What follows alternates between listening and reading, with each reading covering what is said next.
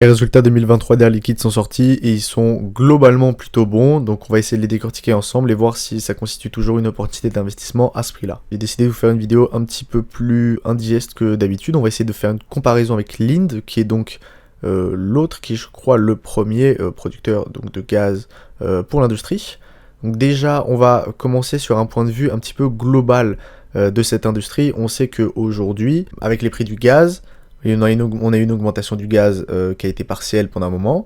Donc aujourd'hui, on sait qu'en chiffre d'affaires, on va peut-être retrouver une baisse. Donc ça, on a pu le voir. Ensuite, on sait que l'industrie en elle-même, elle se meurt un peu. Que ce soit en Allemagne, que ce soit en France, on n'en parle même pas, etc. Donc en Europe. Donc Linde, peut-être qu'ils vont avoir un petit peu un meilleur avantage en étant aux États-Unis, etc. Même si Air Liquide est aussi présente aux États-Unis. Maintenant, il faut aller faire les comparaisons en chiffre d'affaires, etc. C'est ce qu'on va essayer de faire ensemble. Et donc ce point de vue global, il nous montre que dans un moment de résilience, c'est-à-dire dans un moment où on a une entreprise qui potentiellement va avoir un petit peu plus de mal à adresser ses clients, étant donné que ses clients sont en problème financier, bizarrement, on a une extrêmement bonne résilience, voire même une bonne performance opérationnelle. Et donc on va essayer de la décortiquer ensemble. Donc tout d'abord, on va essayer de voir les slides, donc une performance solide en 2023, croissance comparable des ventes, on est sur un 4%, c'est ce que voit aussi Linde.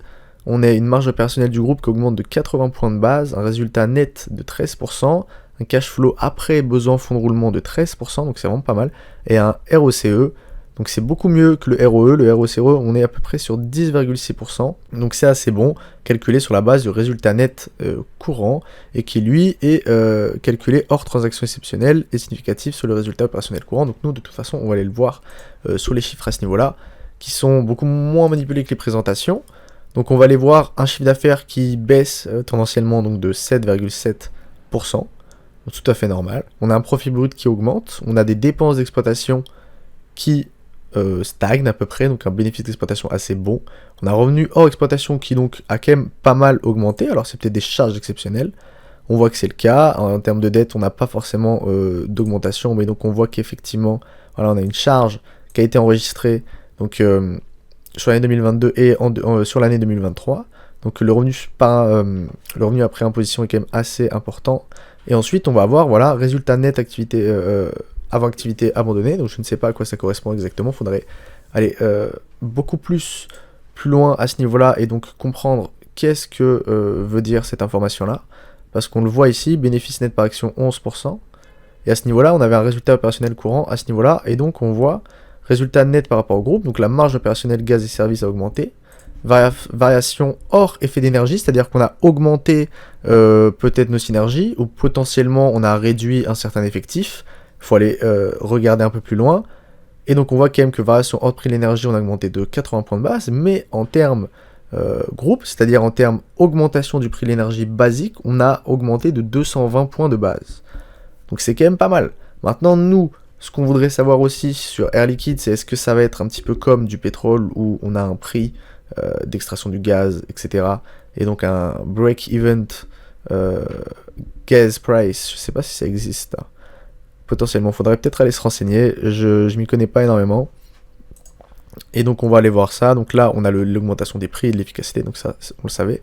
On a beaucoup d'investissements en termes, donc on est quand même sur 4,4 milliards, on va essayer de les regarder à ce niveau-là.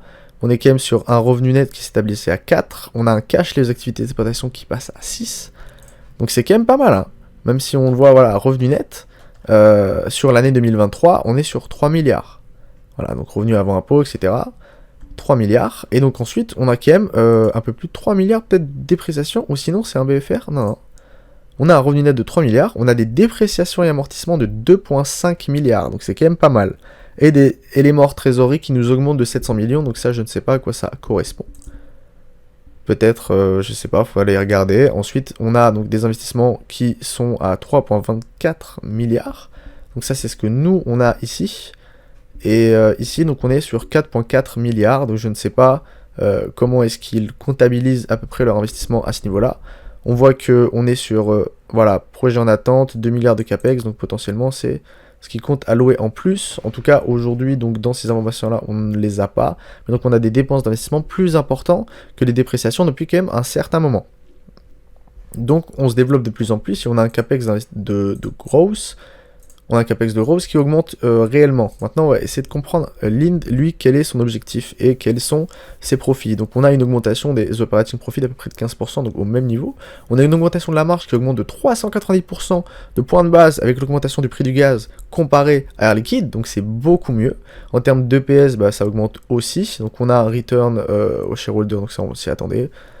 On a donc une baisse de seulement 2% de notre chiffre d'affaires et à peu près une augmentation des same-store sales de 5%. Ouais, c'est pas same-store sales, mais j'utilise ce mot, c'est beaucoup plus pour les compagnies comme Dollar General. Donc là, on est à peu près sur le dernier quarter, donc une augmentation du chiffre d'affaires sur le dernier quarter, assez bon, ce qu'on n'avait pas comme information chez Air Liquide.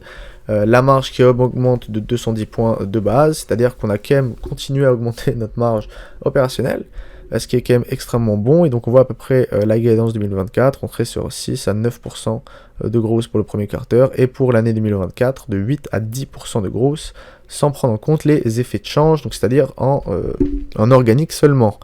Et donc sur Air Liquide, on voit à peu près les feuilles de route, etc., la création de valeur, et donc ça c'est ce qu'on nous parle, mais je ne pense pas qu'on ait une guidance peut-être aussi importante.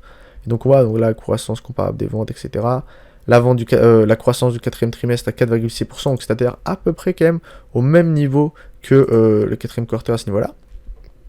Mais donc on voit qu'on est sur 4,2% des croissances de ventes comparables. Et donc là, là on parle réellement de l'EPS, c'est-à-dire que de notre marge. Donc potentiellement, ils voient un prix du gaz qui pourrait remonter, mais on ne parle pas du tout de notre chiffre d'affaires. Et donc là, on voit à peu près sur quoi est-ce qu'on baisse. Et donc on voit qu'effectivement, on a sur des pôles d'activité, donc le gaz et donc les hôpitaux, on a une augmentation. Donc c'est pour ça qu'on est bien diversifié et c'est ça qui est important, c'est ça qui est bon, c'est la résilience. Et ensuite on voit que dans l'industrie et dans les semi-conducteurs, on est quand même 2%, donc c'est quand même assez peu. Mais il n'y a pas réellement de vraie baisse substantielle, c'est-à-dire sur les semi-conducteurs, sauf arrêt de matières premières, mais c'est juste une stagnation et ensuite c'est un cycle, quoi. Donc on va pas être réellement dans une baisse substantielle, juste un arrêt de la croissance. Donc ça c'est normal. Mais donc potentiellement, on pourra avoir sur 2024 un retour de la croissance à ce niveau-là. Si prix du gaz baisse, il y a ce qui a déjà pu être constaté, même s'il y a une petite hausse, après bon c'est des futurs, il faut aller faire attention, mais donc on voit quand même que l'industrie, moins 2%. Potentiellement, si les prix du gaz rebaissent ou s'il y a l'arrêt de la guerre à ce niveau-là, etc., potentiellement, on pourrait avoir un retour. Si ici, là, on soutient le marché de l'action, etc., et que la Chine repart, on ne sait pas, ça se trouve, on a une augmentation ici, sachant que ici et là, on aura une petite baisse substantielle, mais ici, on aura toujours une grosse activité, étant donné qu'on a vraiment besoin beaucoup de gaz. Après, voilà, avoir à peu près sur les chiffres d'affaires des opérations. Et donc là, on nous montre à peu près, voilà, donc là, on a les chiffres d'affaires, c'est ce que je vous ai montré, etc., l'efficacité, on va essayer de le regarder peut-être plutôt ici pour voir si est-ce qu'on a à peu près une guidance sur 2024. Donc on a l'effet marquant, la gestion des portefeuilles d'actifs, on enlève de l'hydrogène qui détient 80% des sociétés, on signe un accord avec Safran pour la cession des activités technologiques, aéronautiques, et oxygène et azote d'air liquide. Donc on est sur quand même des segments de marché qui ne sont pas les plus rentables et qui sont surtout les segments de marché essentiellement qui ont besoin d'R&D en perfusion. Donc après, voilà, à vous de voir ce que vous préférez. Est-ce que vous êtes vraiment pour le développement durable et vous voulez que on signe des contrats à long terme pour alimenter en énergie renouvelable un site en Afrique du Sud en 2022-2023 pour 580 MWh de capacité. Donc c'est quand même pas énorme, hein. On va essayer de replacer ça dans le contexte. La France, en termes de térawattheure, quand EDF allait bien, on produisait quand même on a produit un maximum de plus de 430 térawattheures. Donc voilà, ce sont des tout petits investissements qu'il faut aller faire, faut aller quand même mettre l'œil dedans et voir si est-ce que réellement c'est intéressant pour nous, est-ce que juste c'est le fait que cette entreprise peut-être bénéficie davantage, peut-être, ou est-ce qu'elle a réellement un objectif derrière financier. Voilà, parce que là on nous voit quand même que nous on va aller se performer dans plein de choses ici, et Lind ça va pas forcément être la même opération, et donc on voit qu'à peu près, pour eux, donc là on était sur les chiffres, et donc après on va aller voir quel est leur objectif à eux.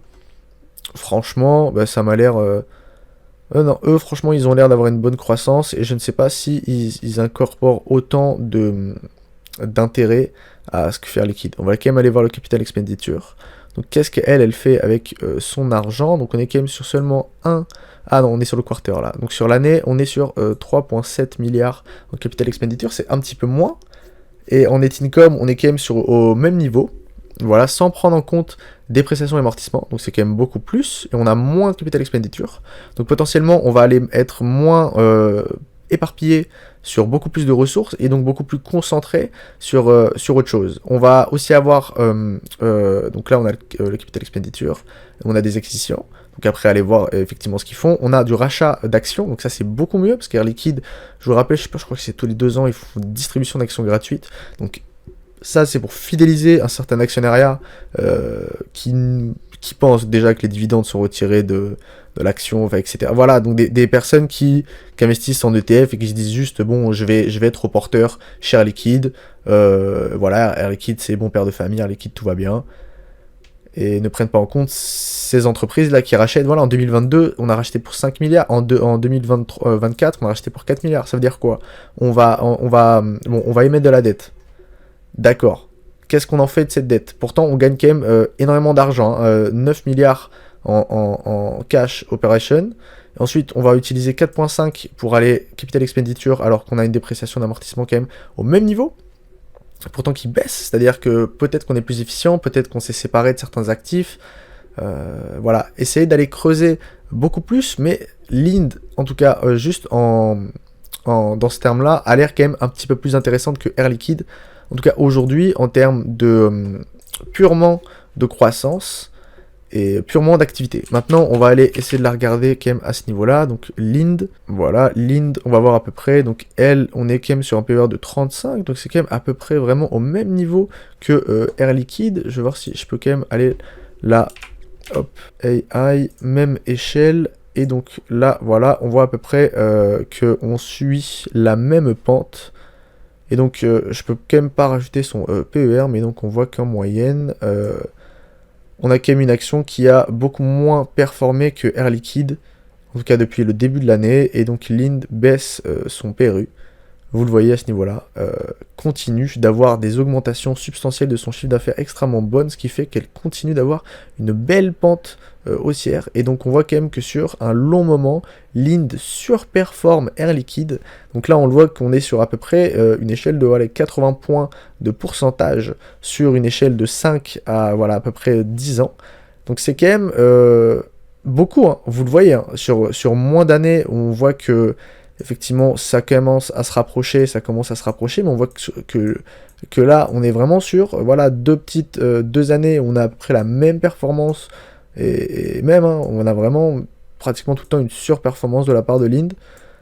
Donc, voilà, à faire attention, et moi, personnellement, à ce que je vois, Linde a l'air de remplir ses earnings extrêmement bien. Je pense que Air Liquide, c'est peut-être effectivement le cas. On va voir que c'est pas tout le temps le cas, on voit que les earnings n'ont pas été souvent extrêmement bons, étant donné qu'on c'est un peu comme un Amazon, hein, on va essayer d'aller dans tous les business, même s'ils sont pas extrêmement rentables. Voilà. Si vous appréciez ce genre de vidéo, n'hésitez pas à me le faire savoir en commentaire et à mettre un like. Moi je vous dis à bientôt, c'était Max.